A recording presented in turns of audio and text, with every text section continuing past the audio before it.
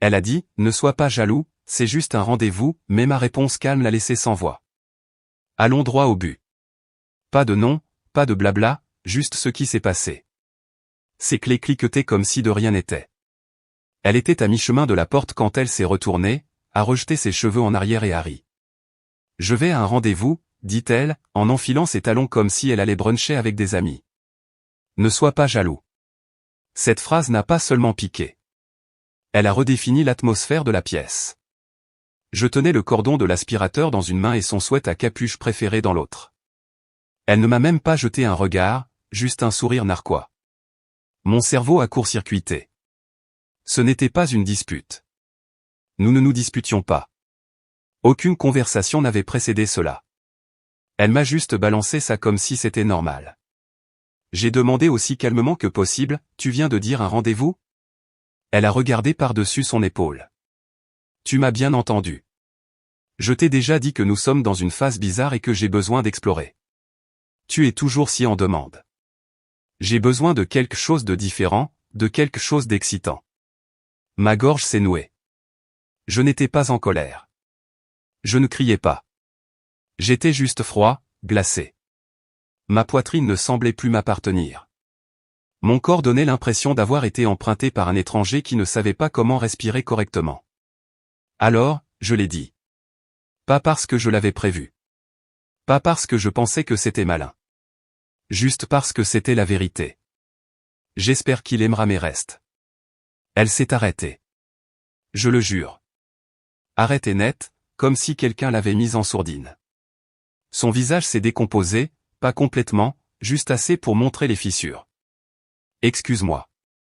Je suis passé devant elle, calme comme la glace, et j'ai posé son sweat sur le comptoir. Tu ne reviendras pas ici ce soir. Tu peux garder la robe, garder les chaussures, mais ne t'attends pas à ce que je sois assis sur ce canapé quand tu rentreras en titubant. Elle a essayé de rire à nouveau. Mais cette fois, ça n'a pas marché. C'était un rire creux. Tu fais ton intéressant, là. Non, ai-je dit sans ciller. J'en ai juste fini. Et je le pensais vraiment, parce que pendant qu'elle se préparait pour son rendez-vous, elle n'avait aucune idée que j'avais déjà fait mes valises. Aucune idée que j'avais trouvé les reçus. Aucune idée de ce que j'avais envoyé par la poste chez ses parents la veille. Et certainement aucune idée de ce que j'étais sur le point de publier. Je n'ai pas claqué la porte. Je n'ai même pas haussé la voix. Mais je sentais ses yeux me brûler le dos dans le couloir alors que j'entrais calmement dans la chambre et que je fermais la fermeture éclair de mon sac. Le même sac de voyage que j'utilisais lorsque nous avions rendu visite à sa sœur dans le Vermont au printemps dernier. Sauf que cette fois, je n'emballais pas de chemise en flanelle et des encas. Ce que j'emballais, c'était le silence. Elle m'a suivi, confuse maintenant. Pas en colère, pas désolée, juste déstabilisée. Caleb, dit-elle lentement. Comme si j'étais peut-être devenu fou. Tu fais ça sérieusement ? À cause d'un seul rendez-vous ? Je n'ai pas répondu. Je n'en avais pas besoin. L'enveloppe sur le lit parlait d'elle-même. Son nom y était écrit à l'encre. À l'intérieur, il y avait tout, des captures d'écran, des copies de messages, un reçu imprimé de ce petit bar à vin louche de l'autre côté de la ville, même l'email de confirmation de son week-end spa, en solo, qui était réservé pour 2 personnes. Je ne faisais plus de suppositions. Elle l'a pris avec des mains tremblantes, et j'ai regardé ses yeux parcourir chaque page. Le déni fondit sur son visage plus vite que je ne l'avais imaginé. C'était la première fois depuis des mois que je la voyais vraiment sans voix. Tu m'espionnais, lança-t-elle finalement, brandissant les preuves comme si elles avaient moins de valeur parce qu'elle était en colère. Non, ai-je dit. Je me suis réveillé à côté d'une inconnue pendant des mois. J'essayais juste de me souvenir de qui tu étais avant. Ça l'a touché plus durement que je ne le pensais. Ses épaules sont tombées et, pendant une seconde, j'ai cru qu'elle allait pleurer. Mais non, Loretta n'était pas du genre à pleurer. Elle était du genre à retourner la situation contre vous. J'ai fait ça uniquement parce que je me sentais invisible, marmonna-t-elle. Tu es toujours si ennuyeux. Tu ne te bats jamais pour moi. Tu ne fais qu'exister. Ça a fait plus mal que tout le reste. Je ne me battais jamais pour elle. J'avais sacrifié des week-ends, des projets, ma tranquillité d'esprit juste pour éviter les disputes qu'elle déclenchait pour s'amuser. Je lui avais tout donné et je n'avais demandé presque rien en retour, sauf peut-être le respect, ou peut-être juste la vérité. Eh bien, ai-je dit en jetant le sac sur mon épaule. Maintenant, tu n'as plus à te sentir invisible. Tu te sentiras seul à la place. Et je suis sorti. Pas d'adieu. Plus de post-it avec des blagues stupides sur le frigo. Plus d'attente qu'elle change. Elle voulait de l'excitation. Voyons à quel point c'est excitant quand ton mari disparaît en silence. Pas dans la rage, mais dans un calme absolu et définitif. Ce qu'il y a de drôle quand on part en silence, c'est que personne ne croit qu'on est vraiment parti. Du moins, pas au début. Loretta ne m'a pas appelé cette nuit-là. Elle n'a pas envoyé de texto. Peut-être pensait-elle que je reviendrais en rampant une fois la culpabilité installée. Peut-être pensait-elle que j'allais dormir dans la voiture, garée au coin de la rue comme un mari de sitcom rejeté.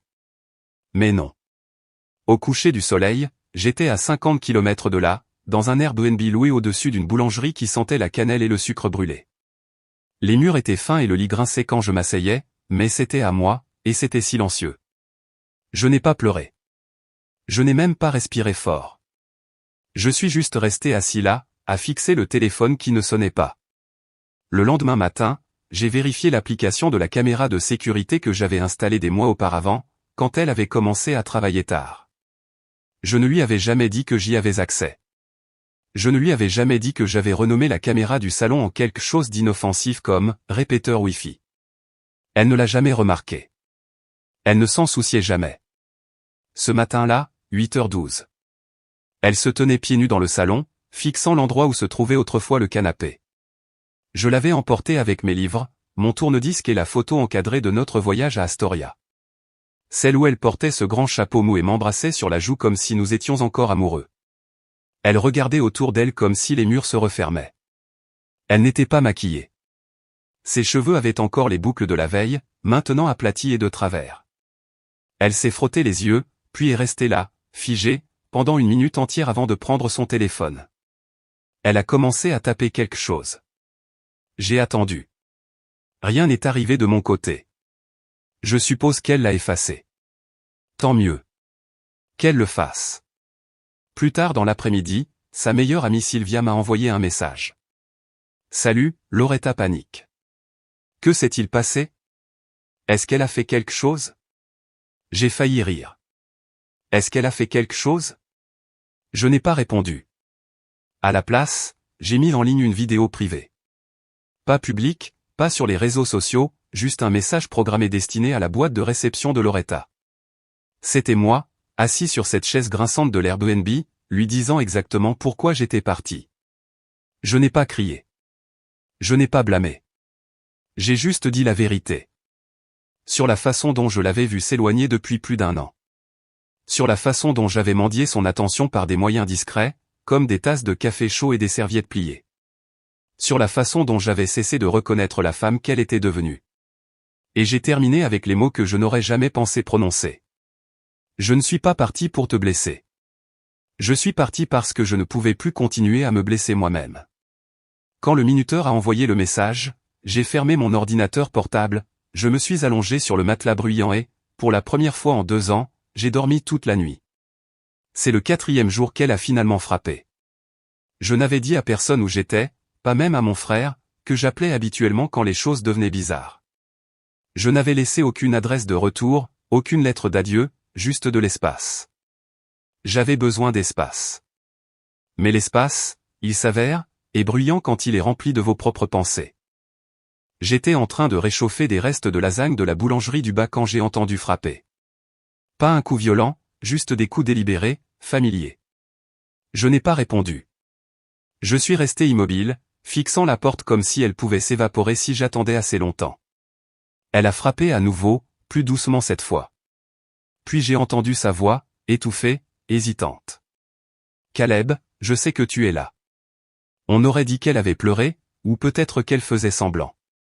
À ce stade, je ne faisais pas confiance à mes oreilles, et encore moins à elle. Je veux juste parler, dit-elle. S'il te plaît. J'aurais dû m'éloigner. J'aurais dû la laisser parler à la porte comme elle m'avait laissé parler au silence pendant des mois. Mais à la place, j'ai ouvert, lentement, prudemment. Elle ne ressemblait en rien à la Loretta qui était partie pour son rendez-vous. Ses cheveux étaient attachés en un chignon désordonné. Elle portait un de mes vieux sweats à capuche, un de ceux qu'elle me volait avant que les choses ne se refroidissent entre nous. Ses yeux étaient rouges, ses mains tremblaient. « Tu es parti ?» a-t-elle murmuré, comme si je ne le savais pas. « Oui » ai-je répondu, la voix plate. Je n'ai pas bougé de l'embrasure de la porte. Je ne pensais pas que tu le ferais vraiment. Cette phrase exacte, m'a frappé plus fort que tous ces mensonges réunis. Ce n'était pas qu'elle m'ait trompé. C'était qu'elle n'avait jamais pensé que j'aurais le courage de partir, que je serais toujours là à attendre, à plier le linge, à faire semblant de ne rien remarquer. Tu as dit que tu allais à un rendez-vous, ai-je dit. Qu'est-ce que tu pensais que j'allais faire? Applaudir? Elle a grincé des dents. J'essayais d'obtenir une réaction de ta part. J'ai été stupide. Je voulais voir si tu tenais encore à moi. Et ton plan était de te moquer de moi. Elle n'a pas répondu. Elle a juste baissé les yeux sur ses chaussures. Ce n'était jamais réel. Le gars, le dîner. Je n'y suis même pas allé. Je suis monté dans la voiture et je suis resté assise là, à pleurer. Je ne savais pas que tu irais jusqu'au bout. Je suis resté silencieux parce que je ne savais pas quoi croire. Et honnêtement, je ne savais plus ce que je voulais. Elle avait l'air brisée, mais je n'étais pas sûr si c'était de la culpabilité ou le choc d'avoir perdu le contrôle. J'ai tout gâché, a-t-elle murmuré. Oui, ai-je dit. C'est vrai. Elle a levé les yeux vers moi, le regard suppliant. On peut parler? S'il te plaît, juste parler. J'ai reculé, non pas parce que je lui pardonnais, mais parce que j'avais besoin d'entendre toute l'histoire. J'avais besoin de savoir si c'était du regret ou juste la peur d'être abandonné. Alors qu'elle entrait et s'asseyait sur la chaise grinçante où j'avais enregistré la vidéo, j'ai réalisé que c'était le moment. Le moment qui mènerait soit à une conclusion, soit au chaos. J'ai fermé la porte derrière elle. Elle s'est assise là, sur le bord de la chaise, comme si elle ne savait pas si elle avait le droit de s'y reposer de tout son poids. Ses mains étaient jointes sur ses genoux, grattant la couture de sa manche, de la manche de mon sweat, comme si elle pouvait graver sa culpabilité dans le tissu. Je me tenais près du comptoir, les bras croisés, ne sachant pas à quelle partie de moi elle s'attendait à parler. L'homme qu'elle avait ignoré pendant un an ou le fantôme qu'elle ne pensait pas voir partir. Je n'ai jamais été doué pour m'excuser, dit-elle après un long, insupportable silence. Mais j'ai besoin que tu comprennes quelque chose. Ce n'était pas à propos de lui. Il n'y avait pas de lui. Pas vraiment. J'ai haussé un sourcil. Alors, les reçus du bar à vin, le week-end au spa, la chemise tachée de rouge à lèvres dans le linge. C'était quoi? Imaginaire? Elle a scié rapidement. Sa voix s'est brisée. Non, je veux dire, oui, c'est arrivé, mais ce n'était pas sérieux. C'était une distraction. Je ne l'aimais même pas tant que ça. Il était juste là. Et j'étais en colère contre toi, contre moi, contre tout. Et donc tu as décidé de me punir avec l'indifférence, avec la trahison. Non, dit-elle brusquement, puis elle a détourné le regard. Oui. Je ne sais pas. J'ai juste arrêté de me sentir vu. Caleb, tu étais toujours là physiquement, mais j'avais l'impression que tu étais ailleurs, comme si tu attendais juste que la vie t'arrive. J'ai eu envie de crier, non pas à cause de ce qu'elle disait, mais parce que je me l'étais déjà dit à moi-même dans le miroir, nuit après nuit. Je savais que je m'étais effacé, que j'étais devenu terne, que je m'étais transformé en quelqu'un qui gardait la tête basse juste pour éviter une autre dispute passive-agressive. Mais elle ne m'a jamais demandé ce qui n'allait pas. Elle n'a jamais tendu la main vers moi la première. Elle s'est juste renfermée et m'a exclu. Alors, au lieu de me dire que tu te sentais déconnecté, tu as décidé de m'humilier. Je ne pensais pas que tu t'en soucierais, dit-elle doucement. Pas vraiment. Pas assez pour partir. J'ai secoué la tête, mon rire amer et bas. Tu voulais que je me batte pour toi, mais j'étais trop occupé à essayer de te survivre. Elle a semblé stupéfaite. Peut-être parce que c'était vrai. Peut-être parce que je n'avais jamais rien dit de tel auparavant. Je n'aurais pas dû venir, dit-elle soudainement en se levant. Je pensais que je pouvais arranger ça, mais tu es clairement toujours en colère. En colère, ai-je répété. Loretta, je ne suis pas en colère. Je suis fatigué. Je suis tellement épuisé de porter un mariage dans lequel tu n'arrêtais pas de faire des trous. Elle s'est figée. Ses yeux se sont remplis de larmes, mais je n'ai pas bougé. Je ne pouvais pas la réconforter sans me trahir moi-même. Je voulais juste qu'on se sente à nouveau vivant, a-t-elle murmuré. Je ne savais pas comment faire autrement. Peut-être, ai-je dit, que tu aurais dû essayer l'honnêteté. Ça a tendance à réveiller les gens. Le silence qui a suivi n'était pas gênant. Il était final. Elle m'a regardé une dernière fois, espérant peut-être que je lui demanderais de rester, mais je ne l'ai pas fait, et elle savait qu'il valait mieux ne pas demander. Elle s'est dirigée vers la porte. Cette fois, je ne l'ai pas regardée partir. Je me suis détourné avant que la porte ne se referme. 2 jours se sont écoulés après qu'elle a quitté mon appartement temporaire. Et pendant ces 2 jours, je n'ai pas entendu un seul mot d'elle. Pas d'appel, pas de message, juste le calme. Et le truc, c'est que je pensais que je trouverais la paix dans ce silence. J'avais imaginé qu'une fois que j'aurais pris mes distances avec elle, je pourrais à nouveau respirer. Mais la vérité, c'est que le silence était plus lourd que le bruit ne l'avait jamais été. Ce n'était pas le genre de silence qui guérit. C'était le genre qui plane. Et je détestais cette partie de moi qui écoutait encore le bruit de ses pas. Même dans un endroit où elle n'avait rien à faire. Je n'arrêtais pas de me repasser tout ce qu'elle avait dit dans cette pièce. La façon dont elle mettait la faute sur le fait de ne pas se sentir vue. La façon dont elle essayait de transformer sa liaison en une sorte d'accident émotionnel tragique, comme si j'étais censé le comprendre, peut-être même en avoir pitié. Mais je ne pouvais pas. Parce que quand quelqu'un vous détruit lentement, au fil du temps, le pire n'est pas l'explosion. C'est le fait qu'ils ont allumé l'allumette des mois auparavant et l'ont regardé brûler. Le 3e matin, j'ai finalement ouvert son email. Objet, si tu ne lis rien d'autre, s'il te plaît, lis ceci. À l'intérieur, il y avait une lettre, probablement écrite et réécrite une 12aine de fois. Ça ne lui ressemblait pas.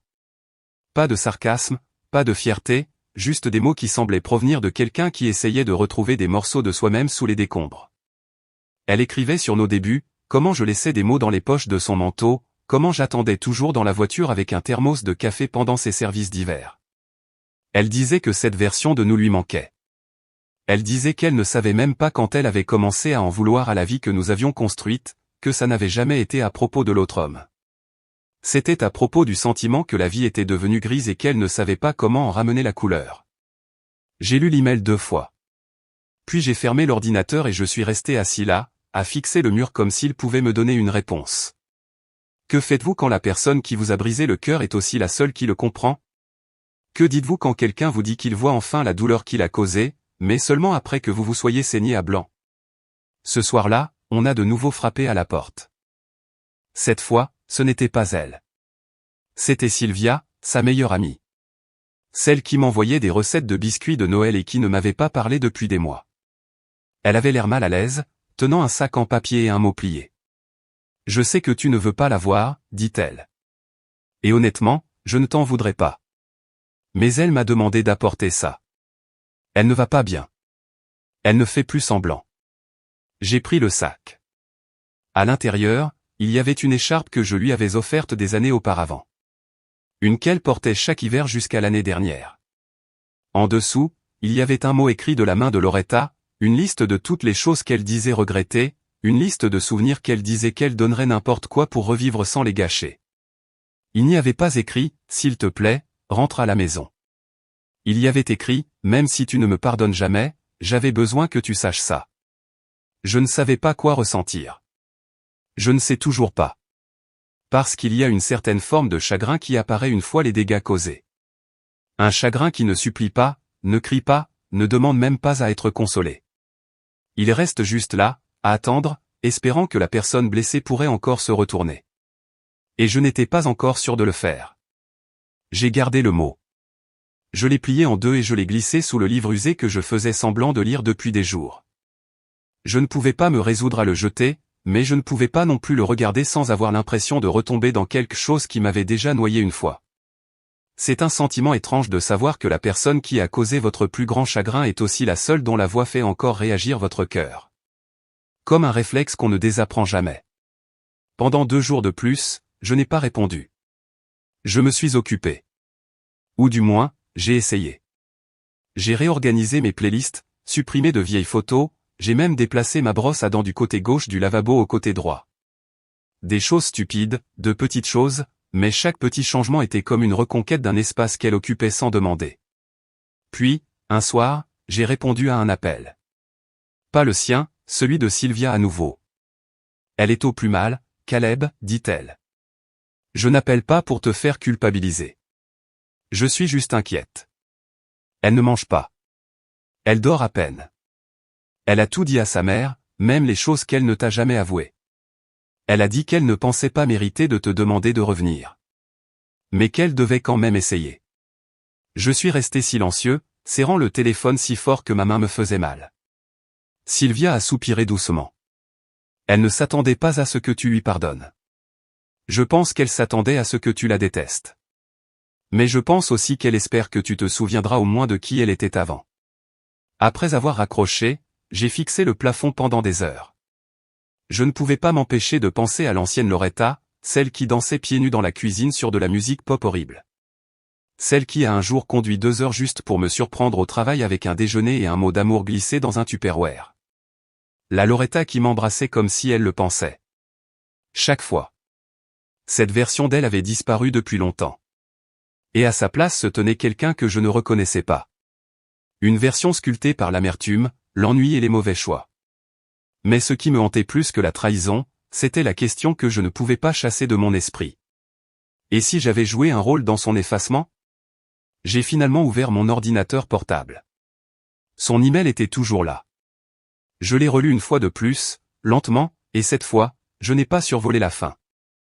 Je ne te demande pas de réparer ce que j'ai cassé. Je te demande seulement que si jamais tu te souviens du bon, tu croiras que je m'en souviens aussi. J'ai fermé l'ordinateur et j'ai pris une profonde inspiration. Je ne savais pas si je la voulais de retour. Je ne savais pas si l'amour pouvait survivre à une telle déchirure. Mais je savais que je ne pouvais plus faire comme si tout cela n'avait plus d'importance.